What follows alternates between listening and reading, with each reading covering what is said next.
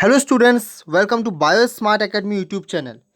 In today's lecture, we were going to start a very important topic of biochemistry, that is amino acids. Okay, and this is the most important topic from where you definitely get question. Okay, this will be a series of lectures where first we discuss in details about the amino acids, then we discuss about the peptides, proteins. Okay, so this will be a series of lectures. Okay, so please join with BioSmart Academy as much as possible, and if you liked our videos, then please share with your friends. Okay, because one sharing motivates us to make more and more videos. So please share. And before this, we already made many lectures on cell biology as well as immunology. Please go and watch the lectures of cell biology as well as immunology. All that lectures were very important from examination point of view. So let's start. And remember one more important thing, that this is the part 1 of the lecture of amino acid. Part 1. Okay, part 1 of this lecture. Okay, and in this lecture we only discuss what will be our discussion. In this lecture we only discuss about the basics of amino acids. Okay, just basic concept, and in the upcoming lectures we will explain each and every amino acid, okay, with classification. So let's start today's lecture, that is amino acids. So first of all, you should know that what is amino acid. Okay, what is amino acid? Amino acids. Just take a copy and pen and please note it down with me. See, if you look the name amino acids means a compound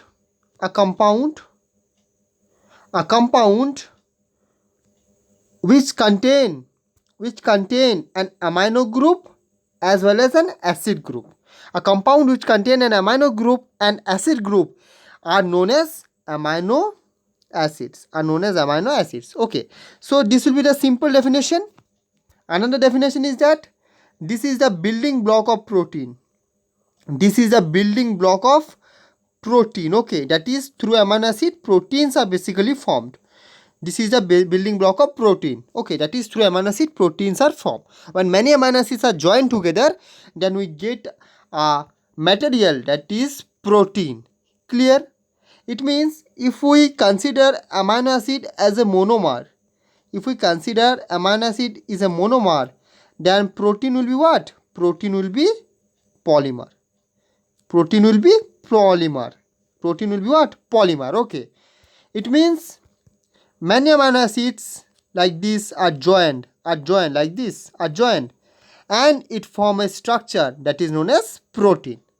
Okay, so I hope till now you get a clear idea about the amino acid. Okay, now look at the structure of the amino acid, then you will get more clear idea about the amino acid. Okay, see, this is the simplest structure of amino acid. Okay,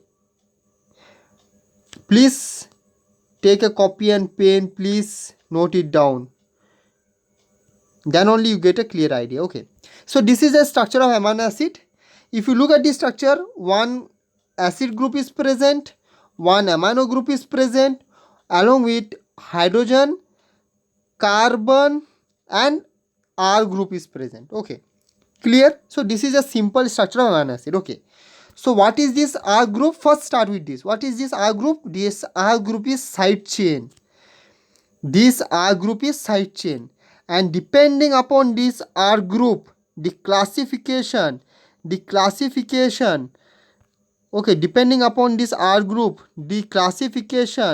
of amino acid takes place. Okay, so depending upon this R group, the classification of amino acid takes place. Okay, that is, in every amino acid these three structures are common: CO minus, NH3 plus and hydrogen.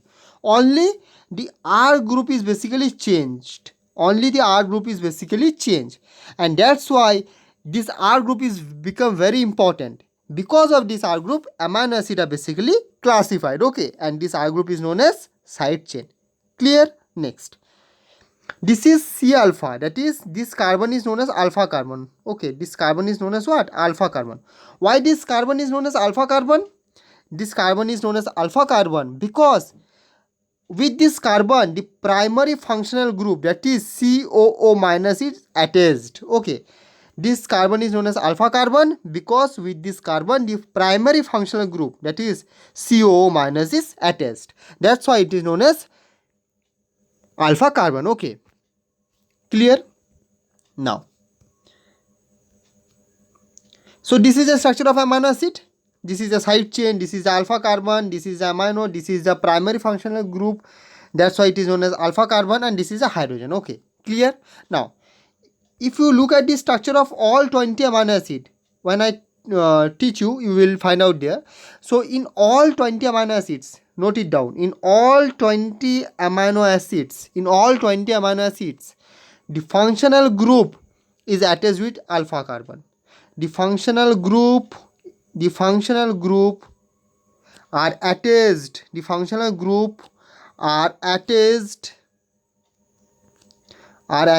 with alpha carbon.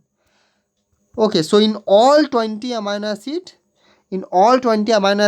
the functional groups are attached with alpha carbon, and that's why we call all 20 amino acids as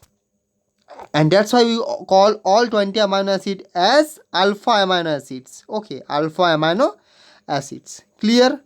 So why all 20 amino acids are known as alpha amino acids? Because in all 20 amino acids, the functional groups are attached with the alpha carbon, and the functional group is the primary functional group. That's why it is known as alpha carbon. Okay, clear? Next. So I hope till now you get a clear idea about the alpha carbon, about the alpha amino acids, about the side chains, all these things. You got a clear idea. Okay. Now let's move to another concept, that is stereochemistry. Okay, stereochemistry. Okay. One minute before we move to the concept of stereochemistry. One thing I forgot to mention, that just look at the structure of an acid.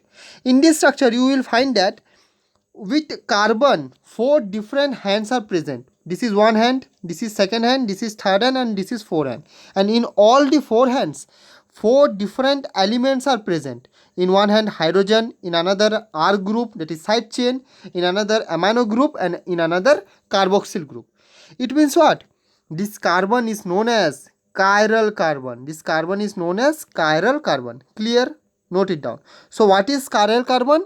The carbon which contain 4 different groups, like this, are known as chiral carbon. Okay, so in all 19 amino acids, this chiral carbon is present. Or you can say the amino acids show chirality. In all 19 amino acids, except in glycine. Okay, except in glycine. In glycine, this chiral carbon is not present, because in glycine the R group is also a hydrogen atom.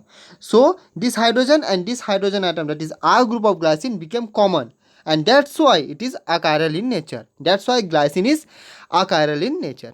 Clear? So I hope you get a clear idea till now about the amino acids. Okay, now if you look at the stereochemistry of the amino acids, then there are two possible stereoisomer can form. Okay, two possible stereoisomer can form.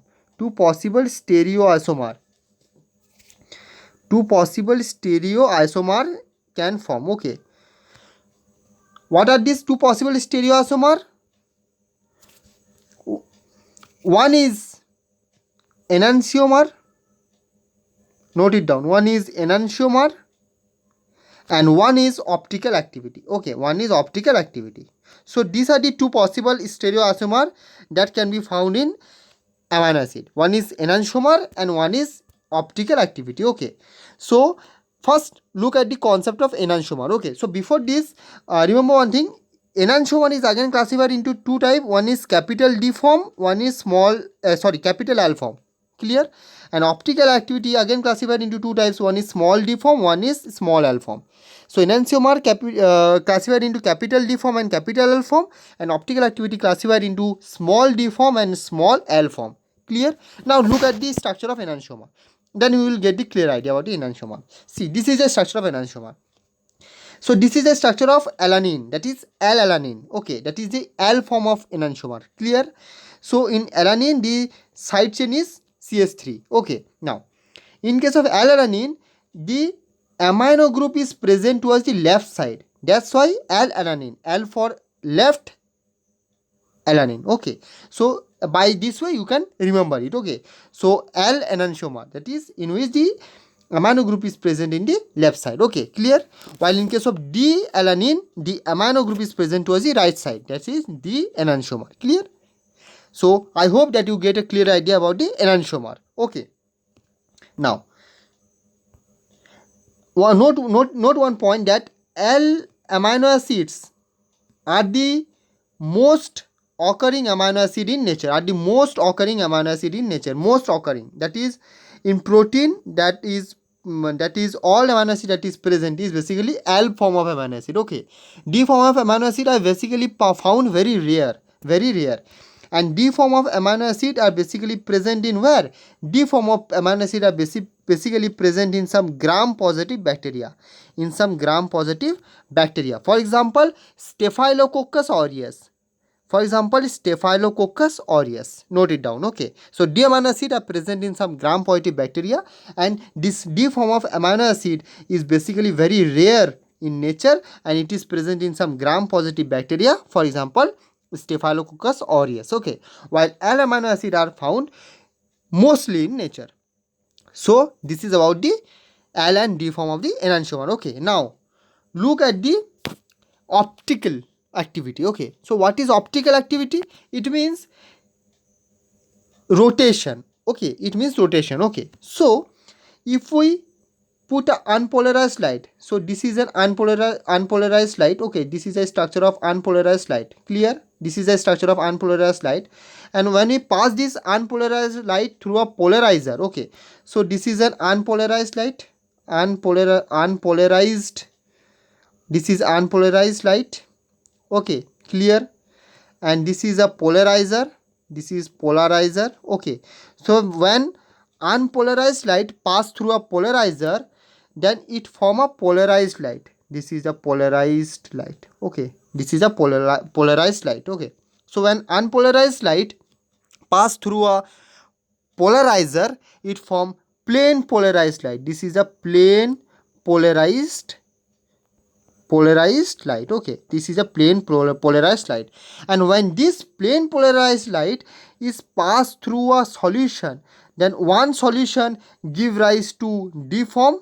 Okay, and this move towards the clockwise. Okay, D is for dextrorotatory. Okay, D is for dextrorotatory, and it moves towards the clockwise direction. Okay, and in another solution it may be give rise to L form. In L form it moves anti-clockwise.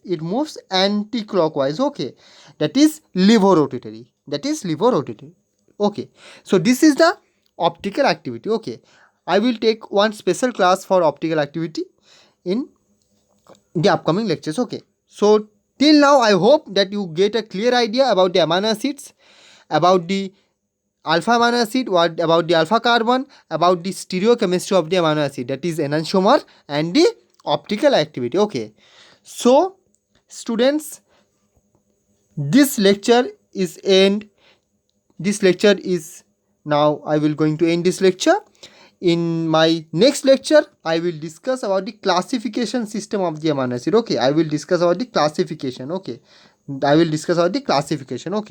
and I will give a concept so that you can draw the structure of the amino acid very easily. You can you can remember the single letter word, as well as you can remember which amino acid is polar and non-polar. I will try to provide you a very simple concept and tricks. Okay, so join with Biosmart Academy, and if you like this lecture, then please share with your friends and other students. Okay, so till then, stay safe and stay happy. Thank you.